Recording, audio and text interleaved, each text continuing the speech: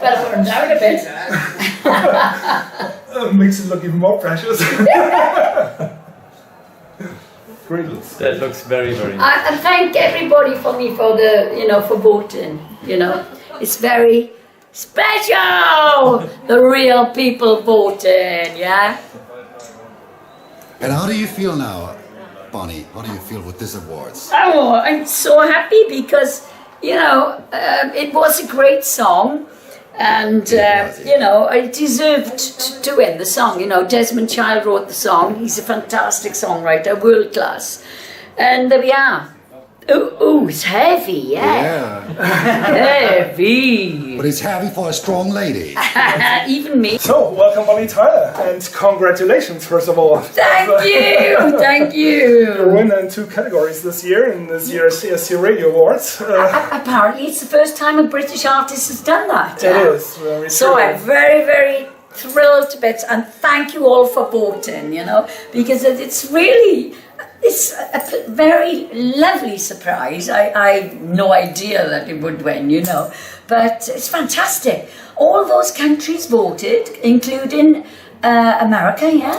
Well, of course, this vote is a little different because it's a radio and it's not only the 39 countries from the contest. Yeah. So all of Europe, the other countries, and even listeners from Australia, Canada. Yeah, Australia as well. So thank you all very, very much. So I tell you what, if you like the song that much, it's on my new album called Rocks and Honey, which has only just been released. I recorded it in Nashville, and every song is brand new, so I'm very happy with it. We'll speak about that. Bonnie, first of all, 6 weeks ago today, you were about to take to the stage at Malmö Arena to perform Believe in Me. Yeah. Looking back now, it's not about the performance, and I mean it turned out a little different than you hoped for. Many people hoped for. Yeah, but to be honest, I knew before I even did the competition that it would be. It's very political, isn't it? The way they vote, the countries for each other. But we've only got Ireland, so we didn't stand much of a chance. But the thing is, I'm very happy about the radio votes, obviously, because the people's votes are counted there. I'm not sure if they are. But I remember from Malmö at the press conference, the Estonian head of press said, this is not the Eurovision Song Contest, but the Eurovision Performance Contest. So I wonder, looking back now, do you think that you could have done or should have done it differently, the performance of the song? No, absolutely not. I was very happy with my performance. And I thought the band did well behind me, the backing vocalists and everything. They did everything right, and we really had the biggest cheer of the night. It was fantastic. But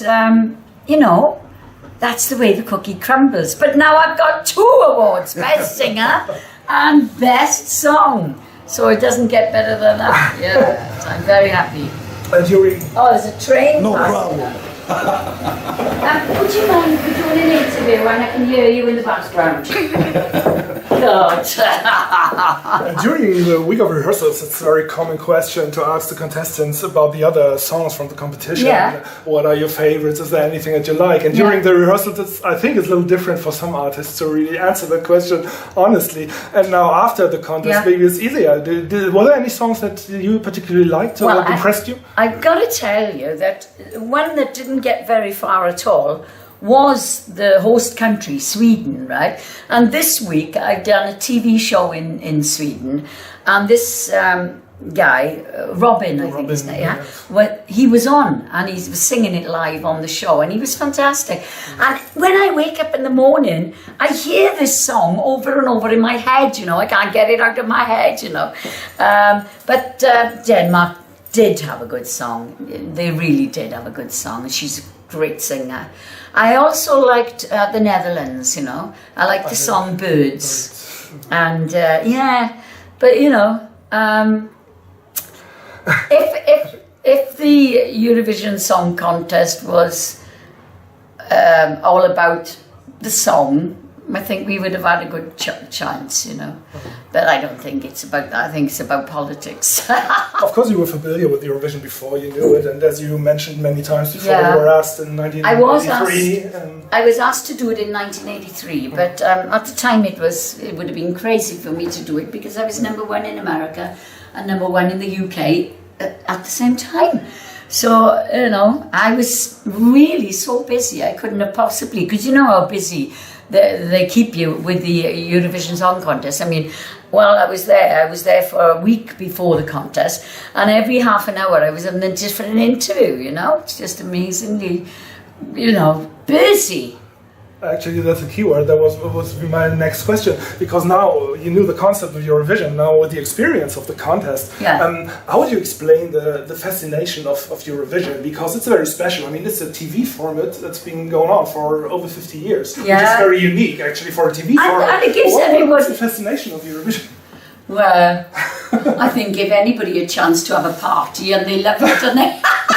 My hometown Swansea, they did me proud. I had so much support. Pity they couldn't vote, you know, the UK couldn't vote because you can't vote for your own country, obviously. But the support I had was incredible. My whole city was, you know, wearing masks of Bonnie Tyler and singing in the square, you know, and it was wonderful. I had fantastic support, and everybody had parties with Eurovision themes. Of course, they regularly have Eurovision parties, but even more so this year because their own girl was in the competition, you know. But it's been fantastic response, very positive, even though I didn't win anything in the Eurovision until now. Having these two awards from the radio of the ESC. Even though I didn't win, the interviews and they've been very positive, you know, said, you know, you did a great performance and we're proud of you.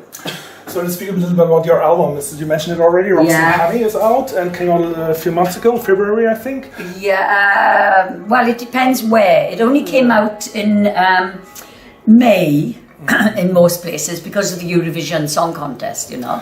You're not allowed to have your song out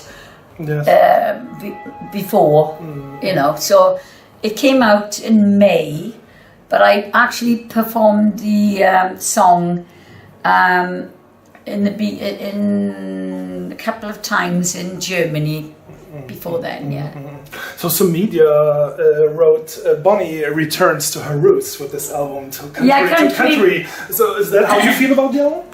Well, there are two country songs on there, and you know, It's a Heartache crossed over into the country rock charts, you know.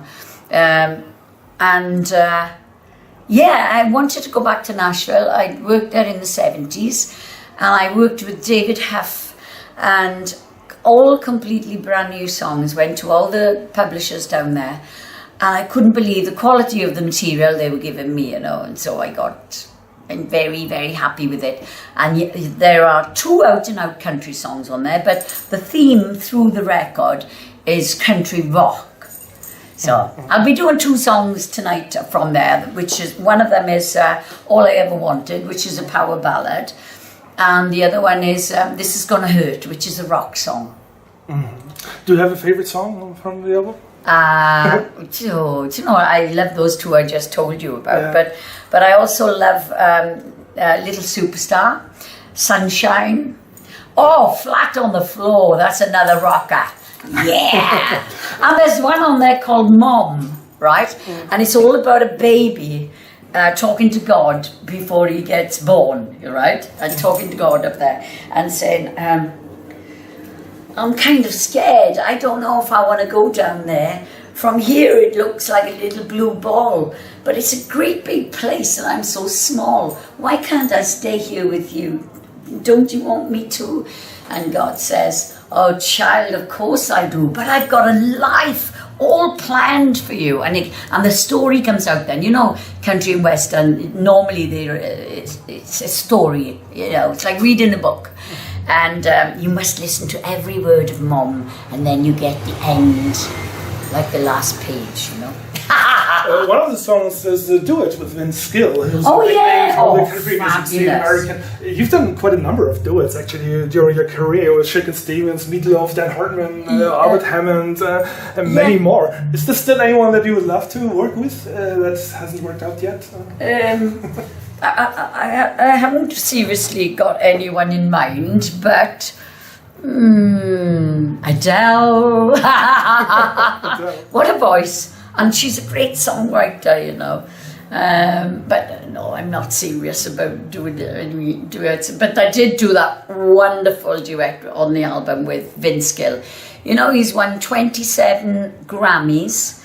That's how good he is, you know. And he said yes when I asked him to, if he would sing the duet's called What You Need From Me. It's about friends who kind of, it's a bit like when Harry met Sally. They're friends and then they decide maybe they want to be more than friends, you know. But then they decide, no, I'd rather keep the friendship, you know. So she's saying, what do you need from me? It's a great album. Rocks and honey.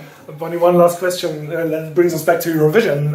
In autumn, the preparations for the next contest start in all the countries, many countries. And I wonder, what kind of approach would you recommend for the United Kingdom to send? What kind of artist, maybe? Is there anyone that you would like to see in Eurovision from your own country? I don't really think it matters who we send. We're never going to win. Well, I don't think so. But, you know, no, I really don't know. Maybe a powerful male rock singer or something. Well, we'll see what happens. I don't know. Next year in Denmark. So anyway, thanks a lot for this. Thanks for taking the time, Bonnie, and congratulations again. Thank you. Don't forget to pass my awards for me to put them in my suitcase. Thank you, everybody, for voting. I love you all.